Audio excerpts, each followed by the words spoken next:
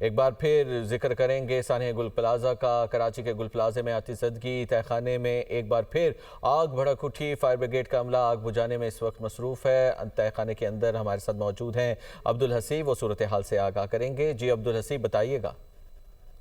जी बिल्कुल, मैं इस वक्त मौजूद हूँ गुल प्लाजा के। ये बेसमेंट का एरिया है और इस वक्त भी यहाँ पर जो है वो आग बुझाने की कोशिश की जा रही है, क्योंकि बेसमेंट के बारे में बताया गया कि यहाँ पर दोबारा आग भड़क उठी थी, जिसको बुझाने के लिए जो है वो टीमें दोबारा जो है वो इस बेसमेंट में दाखिल हो रही है। इस वक्त सूरत हाल ये है कि बेसमेंट मुकम्मल तौर पर जो है वो पानी में डूबा हुआ है और जो है फायर ब्रिगेड के जो एहलकार हैं वो जो है वो अंदर दाखिल हो चुके हैं और आग पर जो है वो काबू पाने की कोशिश की जा रही है। पूरा बेसमेंट मुकम्मल तौर पर जो है वो इस वक्त भी धुएं से भरा हुआ है और जो है वो इंतहाई ये मखदूश जो है वो इमारत भी मखदूश करार दी गई है। तो ये सूरत हाल इस वक्त बेसमेंट की है और जो इस इमारत के जो दूसरा हिस्से हैं, दीगर हिस्से हैं, वो भी जो है वो बुरी तरीके से मुतासर हो चुके हैं। रेस्क्यू का तमाम तर अमला जो है वो स्टैंड बाय है। अलबत्ता बेसमेंट के बारे में फायर ब्रिगेड एहलकारों का जो है वो ये कहना है कि इस जगह को जो है वो चेक कर लिया गया है और यहाँ पर पानी तो जरूर भरा है, लेकिन इस मुकाम से यहाँ से किसी भी जो है वो किसी किस्म की कोई डेड बॉडी जो है वो नहीं मिली है। फायर ब्रिगेड हुकाम इसके साथ साथ दीगर मुकामात पर भी जो है वो आग बुझाने के लिए मौजूद है। इसके साथ साथ रेस्क्यू का काम भी शुरू किया जा रहा है, लेकिन जो मरकजी जो